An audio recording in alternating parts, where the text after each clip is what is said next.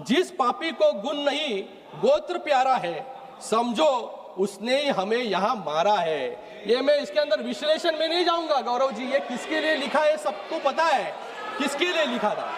और उसी सुनिए उसी दिनकर जी ने और भी लिखा, सिंहासन खाली करो कि जनता आती है। और इसी के बाद में 1975 में इमरजेंसी जो है उसका स्ट्रगल जो है शुरू, इमरजेंसी के खिलाफ आंदोलन जो है इसी कविता के साथ जो है शुरू हुआ।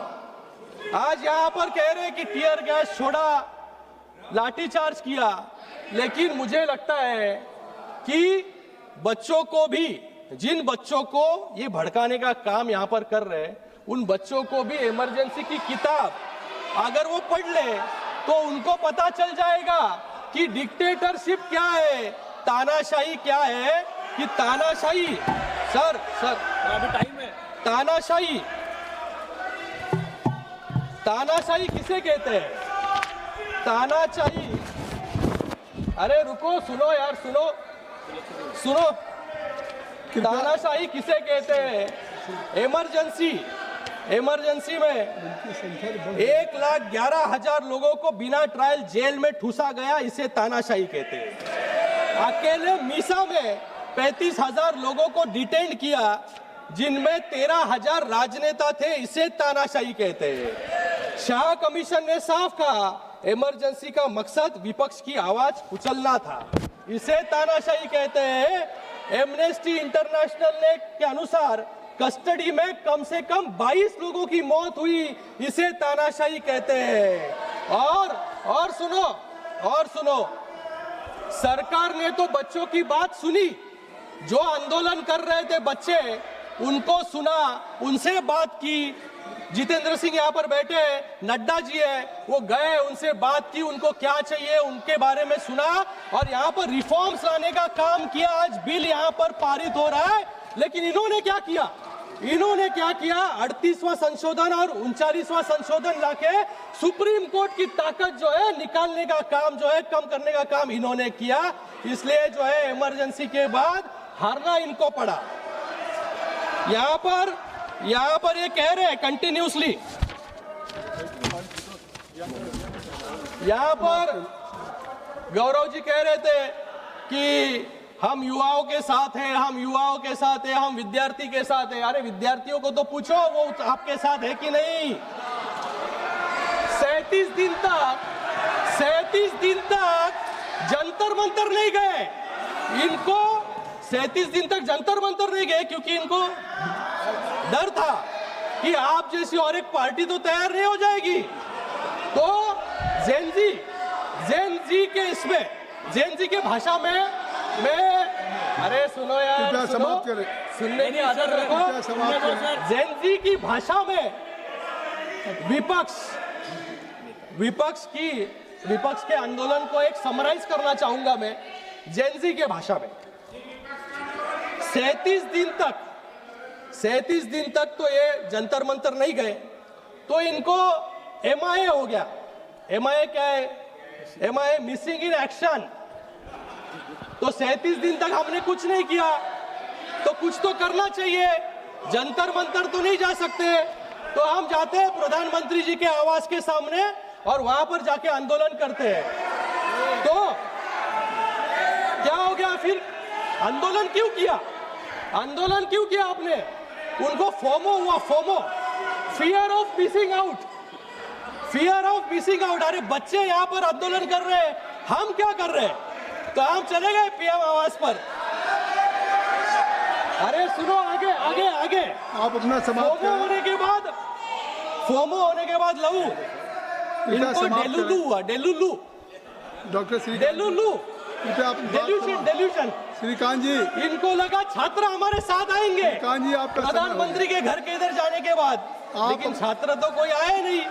ये अकेले वहाँ पर 2.5 घंटे जो है धरना देते बैठे वहाँ पर। और इसलिए तो ये जेनजी की भाषा में जो है आज जेनजी और इनको इतना Nothing will इतनी go on इनसिक्योरिटी है कि लास्ट में सपा को फोन करके बोला कि बाबा मैं उधर जा रहा हूँ।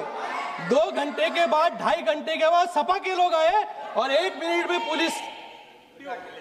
अब समाप्त करें कृपया, कृपया तो समाप्त। आज ऐसी परिस्थिति जो है सर विपक्ष की हो रही है। मैं सर अभी तो ताकत बढ़ गई सर, पहले मैं 20 मिनट बोलता था, अभी 13 लोग हैं सर। 24 मिनट हो गया, 24 तो मिनट हो गया। ये जो सरकार, ये जो ऑपोजिशन है, ये ऑपोजिशन को लग रहा था कि ये पूरा आंदोलन जो है, इस आंदोलन में एंटी सोशल एलिमेंट्स जो है डाल के एक लॉ एंड ऑर्डर सिचुएशन खड़ा कर दिया जाए। लोगों को भड़काया गया, लोगों में जो है यहाँ पर इनके पार्टी के भी लोग वहां पर गए और बदिया गालियां जो है वहां पर देने लग गए। हमारा देश का युवा जो है ये बदिया गाली नहीं देगा, लेकिन आज वहां पर दी गई। ये कहते हैं डिक्टेटरशिप तानाशाही। अगर डिक्टेटरशिप तानाशाही होती तो यहाँ पर जो रील बनाए प्राइम मिनिस्टर महोदय के विरोध में, यहाँ पर गालियां दी उनको, उनके मां के ऊपर गालियां दी, सीआरपीएफ को गाली दी, सेना को गाली दी, पुलिस को गाली दी। अगर डिक्टेटरशिप नहीं होती यहाँ पर तो ये गाली देने की हिम्मत कोई करता नहीं। आज यहाँ पर जो है डेमोक्रेसी है, इसलिए हमने स्टूडेंट के साथ बात की, स्टूडेंट्स को बुलाया, उनके बारे में उनको क्या चाहिए ये सुना, और आज तो उनके ऊपर के मुकदमे भी हमने वापस ले लिए। इसे डेमोक्रेसी कहते हैं। डेमोक्रेसी को कुचलने का काम जो है इमरजेंसी के वक्त हुआ।